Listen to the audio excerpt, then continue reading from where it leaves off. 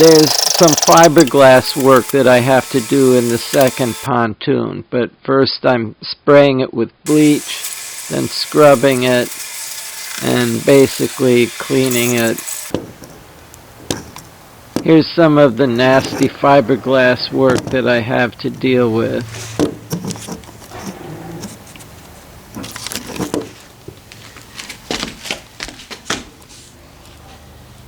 There's several of these. Jeez. Man, there's a lot of it everywhere.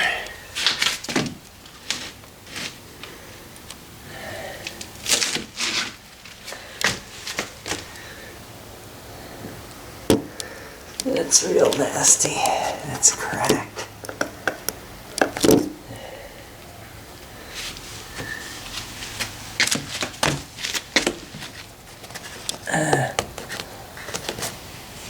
Yeah.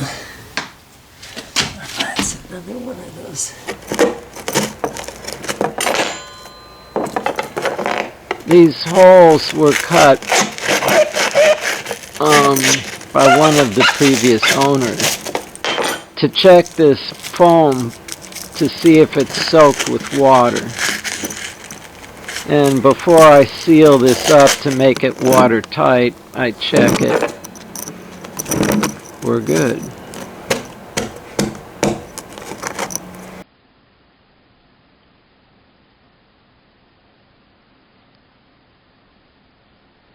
And so I grind the worst of it down and then sand.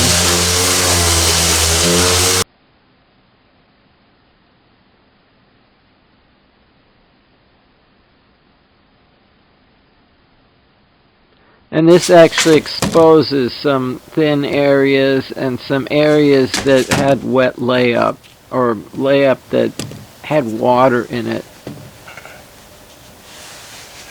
So that's going to have to be fixed now as well. Boy, she just told me, she doesn't fucking argue with me. Mike's not here. All she ever does is argue with me. I can't take it anymore.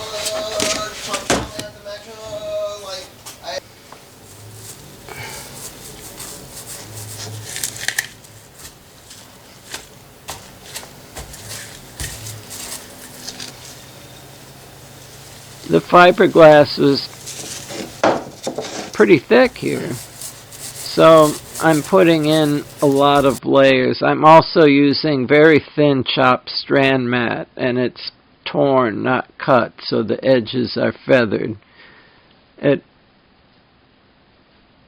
It's not a perfect patch, but it blends in a lot better than if I use thicker glass cloth.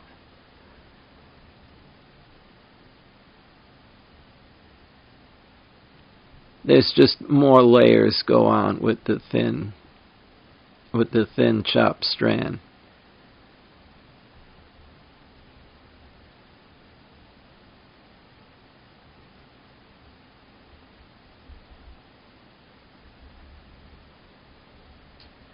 And one by one, all the patches get done. Oh yeah, there was sort of a deep hollow here.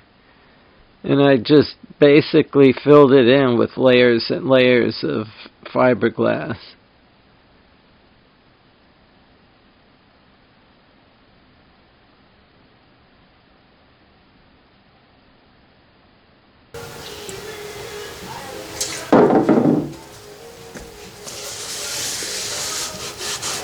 I'm wiping with acetone several times, getting it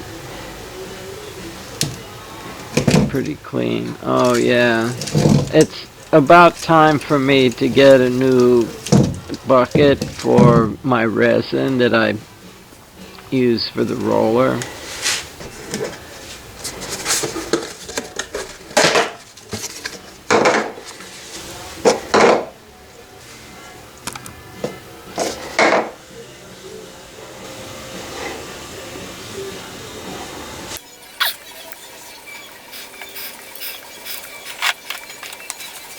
So now that I know that there isn't any moisture in that foam underneath.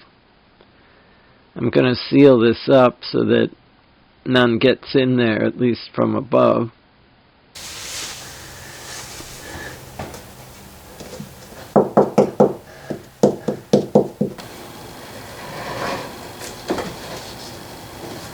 And this is what I've been waiting for. This was what all those patches were in preparation for. Now I can paint this whole pontoon with more white gel coat. And somehow it's just a lot more cheerful in here than the dirty plywood or the other stuff.